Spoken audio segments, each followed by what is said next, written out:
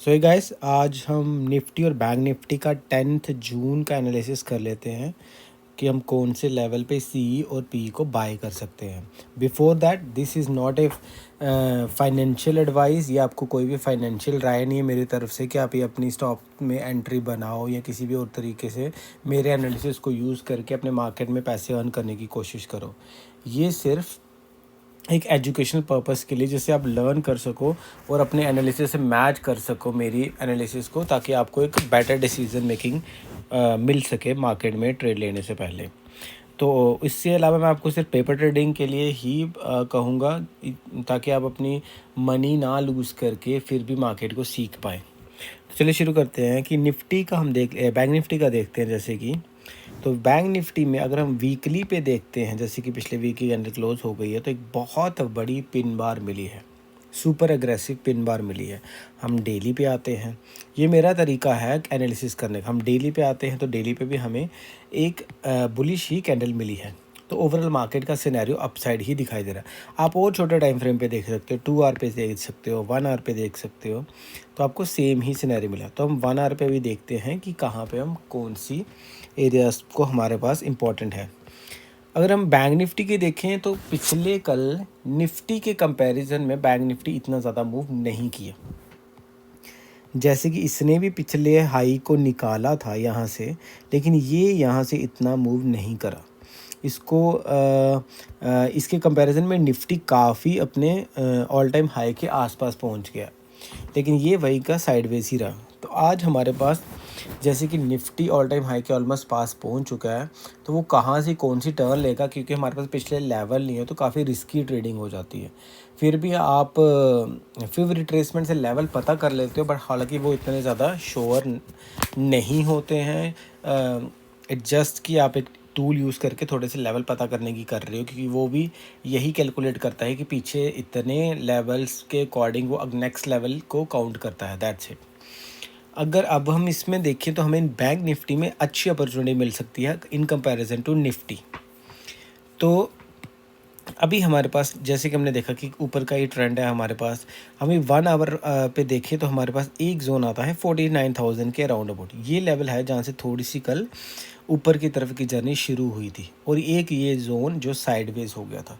तो यही हमारे पास 2 जोन है। अब मार्केट का क्या कैसे नर हो सकता है, मार्केट अगर यहीं खुलती है तो यहाँ पे अगर मार्केट बाइंग का कोई मोमेंट, बाइंग की कोई सिग्नल देता है, कोई कंफर्मेशन देता है, तो हम जा सकते हैं ऑल टाइम हाई के लिए, एक टारगेट के लिए।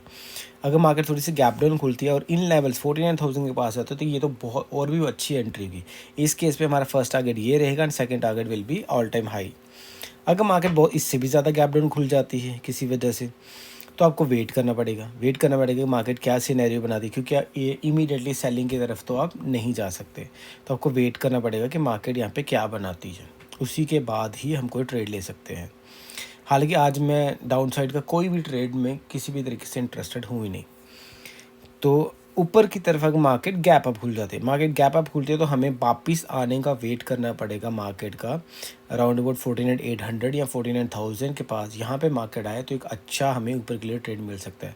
हालांकि हम ऊपर के लिए ट्रेड अगर गैप अप खुलती है और मार्केट वहाँ पे टाइम स्पेंडिंग करती है और उसके बाद हमें कोई signal candle like pin bar, कोई बुलिश एनगल्फिंग कैंडल मिलती है, तो भी हम जा सकते हैं उसमें ऑल टाइम हाई का टारगेट, या इससे भी अगर मार्केट ऊपर खुलती है तो मार्केट को टाइम स्पेंडिंग के बाद ही हम कुछ डिसाइड कर पाएंगे।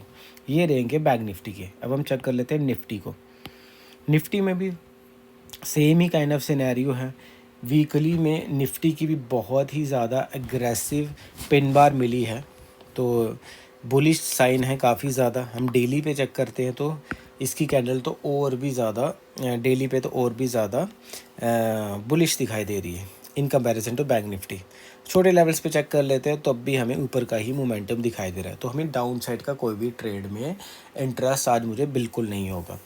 अगर हम अभी लेवल्स डिसाइड करते हैं तो जैसे कि निफ्टी ऑल टाइम हाई के बिल्कुल पास है, तो यहाँ पे थोड़ा ट्रेड्स बनाने में मुश्किल होगी, क्योंकि पीछे कोई लेवल है नहीं जिसके बेसिस पे हम डिसाइड कर पाएँ कि यहाँ से मार्केट पीछे नीचे को टर्न ओवर हो सकती है, नीचे जा सकती है। तो ये थोड़े से रिस्की ट्रेड होंगे। हाँ, अगर मार्केट यहाँ पे खुलती है इसी पॉइंट पे और मार्केट फिर नीचे जाती है इन लेवल्स पे 22,700 से, जहाँ से ये कल के लिए ऊपर जाना शुरू हुई थी, तो यहाँ पे हम बाइंग ज़रूर कर सकते हैं। अगर ये ओपन होके यहाँ पे नीचे रीटेस्ट करने जाती है इस लेवल को, तो अगर गैप डाउन खुलती है तो हमें टाइम स्पेंडिंग का वेट करना होगा इसी लेवल के पास। और आफ्टर सिग्नल, पिन बार और एनगल्फिंग तो आप ले सकते हो, जिसमें हमारा फर्स्ट टारगेट ये रहेगा इसी पॉइंट के पास। अगर आप लेते हो तो इससे भी नीचे चली जाती है तो ऑब्वियसली हमें वेट करना पड़ेगा कि मार्केट का उसी के अकॉर्डिंग सिनेरियो बनेगा। अगर आप चाहते हो कि ड्यूरिंग मार्केट भी मैं आपको कुछ वीडियोस अपलोड करूं जिससे आपको पता लगे कि अब मार्केट के गैप अप या गैप डाउन सिनारियो में कितनी टाइम स्पेंडिंग के बाद हमें एंट्री ले लेनी चाहिए और कैसे उसको मैनेज करना चाहिए, तो आप मुझे कमेंट करके बता सकते हैं। तो ये हमारा एक जोन रहेगा बाइंग के लिए। कंटिन्यूएशन में भी आप जा सकते हो but that will be risky, तो आप अपना लॉट साइज जो है वो आधा कर दीजिए या 25% कर दीजिए। फॉर एग्जांपल आप 10 लॉट लेते हैं तो आप सिर्फ 2 या 3 लॉट पे जाइए या 5 लॉट्स पे मैक्सिमम जाइए। तो ऊपर की तरफ का ये हाँ, डाउन साइड की तरफ मैं निफ्टी में बिल्कुल भी इंटरेस्टेड नहीं हूँ जब तक मुझे कोई डेली पे सिग्नल नहीं मिलता कि मार्केट वहाँ से रिवर्स कर सकती है। अभी तो कोई नहीं है, तो मैं ऊपर की तरफ ही इंटरेस्टेड हूँ। बहुत ज़्यादा गैप अप खुल जाती है तो सेम एज गैप डाउन के, तो हमें वेट करना पड़ेगा, टाइम स्पेंडिंग होगी, उसके बाद ही हम कुछ डिसाइड कर पाएंगे। तो ये रहे हमारे निफ्टी और बैंक निफ्टी के level. I hope you like it, and if you do like please channel को सब्सक्राइब करिए ताकि आपको ऐसी इन्फॉर्मेशन आगे भी